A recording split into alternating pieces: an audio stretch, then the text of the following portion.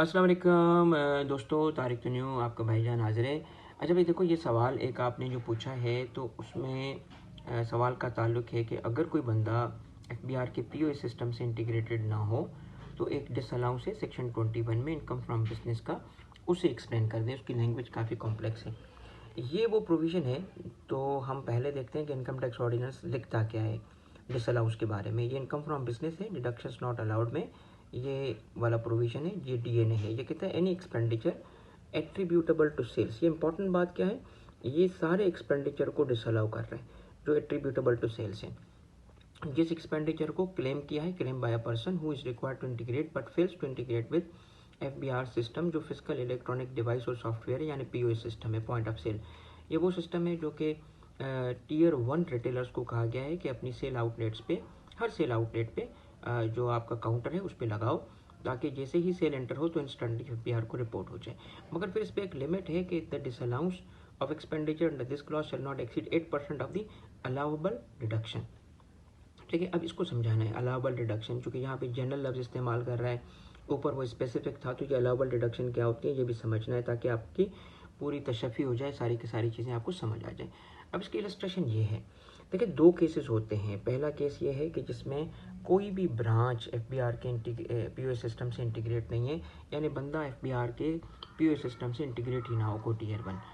उस केस में क्या होगा, उसमें देखिए उसकी सेल है 100 मिलियन सपोज करते हैं, और उसकी कॉस्ट ऑफ सेल लेते हैं 70, प्रॉफिट उसका 30 है। मगर इस सवाल के लिए प्रॉफिट इरेलीवेंट है। सिंपली आप क्या देखो कि 70 की उसकी टोटल कॉस्ट ऑफ सेल से, ये कॉस्ट ऑफ सेल ही वो एक्सपेंडिचर है जिसको डिसअलाउ करने जा रहे हैं। ये देखें, ये 70 डिसअलाउ होने जा रहा था, मगर उसने फिर आगे चल के क्या कहा, कहते हैं 8% ऑफ द एडमिसेबल डिडक्शंस। अगर देखो अलाउबल डिडक्शंस क्या थी, ये बहुत इंपॉर्टेंट वर्ड जो भी मैंने बोला है ना, आपको कंपेयर करना होगा। यहाँ पे क्या लिखा है, allowable, allowable deduction, allowable deduction लिखा है, एडमिसेबल नहीं लिखा। अलाउ होती हैं कौन सी, ये सारा एक्सपेंडिचर जो था ना, इसी के कॉन्टेक्स्ट में इसको पढ़ा जाता है। क्योंकि मैं बिहार से हूँ, कमिश्नर हूँ, तो मुझे पता है जब भी कोई लॉ आता है हमारी डिस्कशंस हो रही होती हैं, तो that is why I am able to tell you all the stories की कोई लॉ क्यों आया। देखिए इसके अंदर जो अलाउबल है वो यही है कि अगर आप देखिएगा कंडीशन फुलफिल होती तो ये 70 था, वो अलाउबल था, मगर अलाउ नहीं हो पाएगा। अलाउबल तो था ना, तो इसी का हम क्या करते हैं, टोटल का, टोटल जो कॉस्ट ऑफ सेल होती है उसका लेते हैं 8%, जो बनती है 5.8।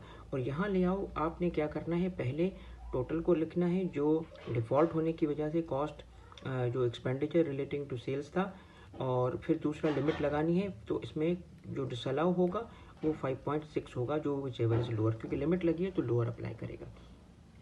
अब आपको ये बात सही समझ आएगी केस 2 से। देखें केस 2 में एक ऐसा था कि जिसके अंदर सिर्फ 10 में से एक ब्रांच उसकी इंटीग्रेट नहीं है एफबीआर के सिस्टम से। अब आए देखें ज़रा क्या हो रहा है। केस 2 में उसकी सेल वही है 100 मिलियन की, कॉस्ट ऑफ सेल वही है, प्रॉफिट वही है। अब आ जाए कि उसकी जो एक ब्रांच थी, तो वहाँ जो उसने पीओएस सिस्टम के साथ इंटीग्रेट नहीं की, जो डिफ़ॉल्टिंग है, उसकी सेल है 5 की।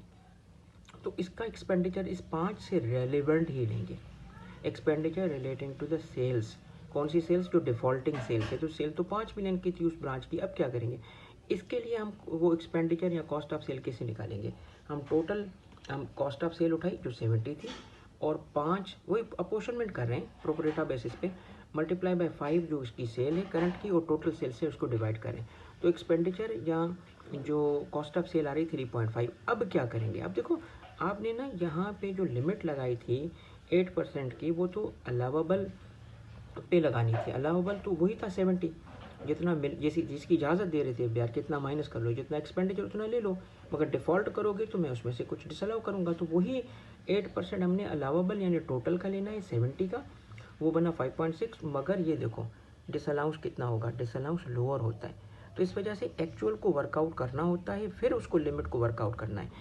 जो स्पेसिफिकली सवाल पूछा गया था कि 8% किसका लेंगे, 8% हमें एडमिसेबल नहीं लिखा, अलाउबल लिखा है। टोटल जो कॉस्ट ऑफ सेल हो रही होती है उसका लेते हैं, और किसी भी सूरत में हम इससे एक्सीड नहीं करेगा। इस केस में देखिए 70 पूरा डिफ़ॉल्ट हुआ था, फिर भी हमने डिसअलाउंस 5.6 का किया, मगर हमेशा ये लिमिट 8% यानी 5.6 के अंदर नहीं रहेगी।